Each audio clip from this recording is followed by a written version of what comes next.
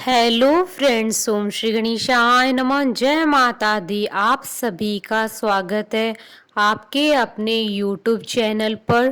Friends, आज हम आपको इस वीडियो में बताने जा रहे हैं नवरात्रि के तीसरे दिन माँ चंद्रघंटा की आराधना करने की पूजा विधि, मंत्र, व्रत कथा और साथ ही हम आपको बताएंगे माता को प्रसन्न करने के लिए माँ को आज क्या भोग लगाना चाहिए। फ्रेंड्स, वीडियो शुरू करने से पहले आपसे रिक्वेस्ट है, अगर आप हमारे चैनल पर नए हैं और अगर आपने अभी तक चैनल को सब्सक्राइब नहीं किया है तो सब्सक्राइब कीजिएगा चैनल को, साथ ही प्रेस कीजिएगा बेल आइकन को, जिससे नए वीडियो से रिलेटेड नोटिफिकेशन आपको तुरंत प्राप्त हो सके।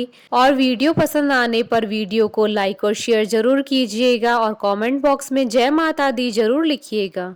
आज चैत्र नवरात्रि का तीसरा दिन है। आज के दिन माँ दुर्गा जी की तीसरी शक्ति माँ चंद्रघंटा जी की पूजा अर्चना की जाती है। नवरात्रि के पूरे 9 दिनों तक माँ के 9 अलग अलग रूपों की पूजा की जाती है। माना जाता है कि जो लोग अपने घरों में पूरे 9 दिनों तक माँ की आराधना करते हैं, माता का आशीर्वाद उन पर व उनके परिवार पर हमेशा बना रहता है। बहुत से लोग नवरात्रि के व्रत भी रखते हैं, लेकिन जो व्रत नहीं कर पाते वे केवल हर रोज कथा पढ़ ले या सुन ले तो उनके भाग्य खुल जाते हैं। नवरात्रि में दुर्गा माँ की उपासना के तीसरे दिन की पूजा का अत्यधिक महत्व है। माँ दुर्गा जी की तीसरी शक्ति का नाम चंद्रघंटा है। नवरात्रि की उपासना में तीसरे दिन इन्हीं के विग्रह का पूजन अर्चन किया जाता है। इनका यह स्वरूप परम शांतिदायक और कल्याणकारी है। बाघ पर सवार माँ चंद्रघंटा के शरीर का रंग स्वर्ण के समान चमकीला है। इनके मस्तक में घंटे के समान का अर्धचंद्र विराजमान है, इसलिए इन्हें चंद्रघंटा कहा जाता है। 10 भुजाओं वाली देवी के हर हाथ में अलग अलग शस्त्र विभूषित है। इनके गले में सफेद फूलों की माला सुशोभित है।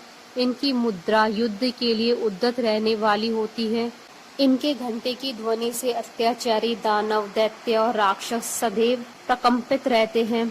दुष्टों का दमन और विनाश करने में सदैव तत्पर रहने के बाद भी इनका स्वरूप सौम्यता और शांति से परिपूर्ण है, अतः भक्तों के कष्टों का निवारण ये शीघ्र ही कर देती है। इनका वाहन सिंह है, अतः इनका उपासक सिंह की तरह पराक्रमी और निर्भय हो जाता है। इनके घंटे की ध्वनि सदा अपने भक्तों की प्रेत बाधा आदि से रक्षा करती है। माँ चंद्रघंटा की पूजा करने से जातक के सभी पाप नष्ट हो जाते हैं और जन्म जन्म का डर समाप्त हो जाता है और जातक निर्भय बन जाता है। यदि आपके मन में किसी तरह का कोई भय बना रहता है तो आप माँ के तीसरे स्वरूप चंद्रघंटा का पूजन करें। नवरात्रि का तीसरा दिन भय से मुक्ति और अपार साहस प्राप्त करने का होता है। माँ चंद्रघंटा के भक्त और उपासक जहाँ भी जाते हैं, लोग उन्हें देखकर शांति का अनुभव करते हैं। इनके साधक के शरीर से दिव्य प्रकाश युक्त परमाणु का अदृश्य विकिरण होता है। यह दिव्य क्रिया साधारण चक्षुओं से दिखाई नहीं देती है, किंतु साधक व उनके संपर्क में आने वाले लोग इस बात का अनुभव करते हैं। फ्रेंड्स, अब आइए जानते हैं माँ चंद्रघंटा की आराधना करने की पूजा विधि और मंत्र।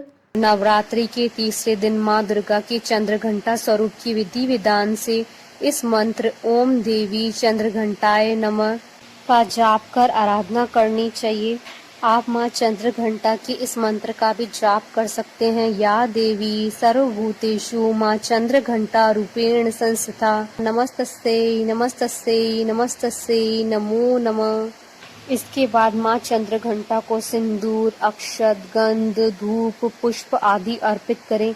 आप देवी माँ को चमेली का पुष्प अथवा माँ को सफेद कमल, लाल गुड़हल और गुलाब की माला अर्पण करें और प्रार्थना करते हुए मंत्र का जाप करें। माँ को केसर, दूध से बनी हुई मिठाइयों या खीर का भोग लगाएं। इसके साथ ही माँ को लाल सेव और गुड़ भी चढ़ाएं। शत्रु पर विजय पाने के लिए माँ की पूजा करते समय घंटा बजाकर उनकी पूजा करें। इस दिन गाय के दूध का प्रसाद चढ़ाने से बड़े दुख से मुक्ति मिल जाती है। माँ चंद्रघंटा की पूजा करने से मन के साथ साथ घर में शांति आती है और व्यक्ति और परिवार का कल्याण होता है। फ्रेंड्स, अब आइए प्रारंभ करें माँ चंद्रघंटा जी की व्रत कथा। पौराणिक कथा के अनुसार जब दैत्यों का आतंक बढ़ने लगा तो माँ दुर्गा ने माँ चंद्रघंटा का अवतार लिया।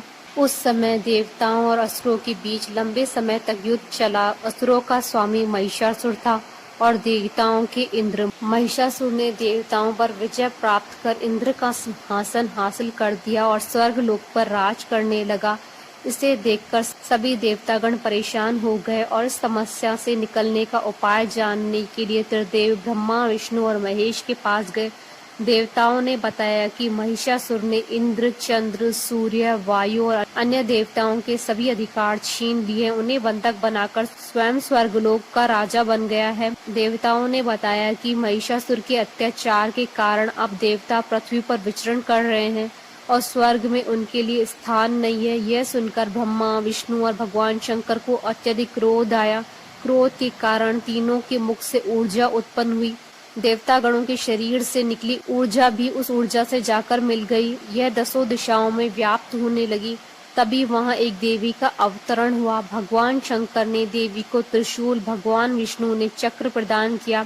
इसी प्रकार अन्य देवी देवताओं ने माता के हाथों में अस्त्र और शस्त्र सजा दिए। इंद्र ने भी अपना वज्र और ऐरावत हाथी से उतरकर एक घंटा दिया। सूर्य ने अपना तेज और तलवार दिया और सवारी के लिए शेर दिया। देवी अब महिषासुर से युद्ध करने के लिए पूरी तरह से तैयार थी। उनका विशालकाय स्वरूप देखकर महिषासुर यह समझ गया कि अब उनका काल आ गया है। महिषासुर ने अपनी सेना को देवी पर हमला करने के लिए कहा। अन्य दैत्य और दानवों के दल भी युद्ध में कूद पड़े। देवी ने एक ही झटके में दानवों का संहार किया। इस युद्ध में महिषासुर तो मारा ही गया, साथ में अन्य बड़े दानवों और राक्षसों का संहार मां ने कर दिया। इस तरह मां ने सभी देवताओं को असुरों से अभय दान दिलाया। बोलिए माता चंद्रघंटा की जय। हमारे साथ इस वीडियो में अंत तक बने रहने के लिए आपका धन्यवाद। जय माता दी।